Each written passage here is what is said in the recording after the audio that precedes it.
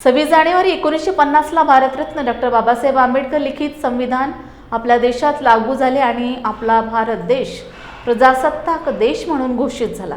दरवर्षी 26 जानेवारी हा दिवस संपूर्ण देशात प्रजासत्ताक दिवस म्हणून साजरा केला जातो। या निमित्ताने भारतीय राज्यघटनेचे शिल्पकार यांना आपण अभिवादन करतो।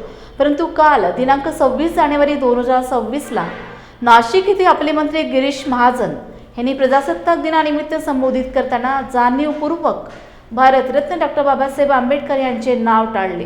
हे फक्त त्यांनी जातीय द्वेषातून केले। त्यामुळे अशा जातीयवादी मंत्र्याला आपण तात्काळ आपल्या मंत्रिमंडळामधून हकालपट्टी करावी व त्यांच्यावर अॅट्रॉसिटी ॲक्ट अंतर्गत गुन्हा दाखल करावा, या मागणीसाठी निवेदन सादर केले। महाजनचं करायचं काय? खाली मुंडकं वर पाय. मनुवादी गिरीश महाजन यांचं करायचं काय? खाली मुंडकं वर पाय. मुर्दाबाद मुर्दाबाद गिरीश महाजन मुर्दाबाद मुर्दाबाद। शहर आणि तालुका बौद्ध समाजाच्या वतीनं महाराष्ट्र शासनाचे मंत्री गिरीश महाजन यांच्या निषेधार्थ आम्ही निवेदन सादर केलेलं आहे।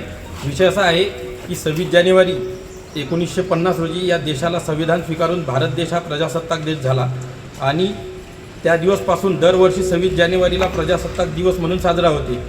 काल पालकमंत्री या नात्यानं त्यांनी नाशिकमध्ये संबोधित करत असताना ज्यांच्यामुळे हा देश प्रजासत्ताक झाला, ज्यांनी संविधान लिहिलं, त्या संविधान निर्मात्याला जाणून बुजून किंवा जाणीवपूर्वक त्यांचं नाव म्हणजे भारतरत्न डॉक्टर बाबासाहेब आंबेडकर यांचं नाव डावललं। तर त्या निषेधार्थ आम्ही आज निवेदन दिलं आणि या निवेदनाच्या माध्यमातून आमची माननीय मुख्यमंत्री यांना अशी मागणी आहे की त्यांनी त्यांच्या कॅबिनेटमधून आणि सरकारमधून अशा जातीयवादी आणि मनुवादी वृत्तीच्या मंत्र्याची तात्काळ हकालपट्टी करावी आणि त्यांच्यावर अॅट्रॉसिटी ॲक्ट अंतर्गत गुन्हे दाखल करावे करीत हे निवेदन आज आम्ही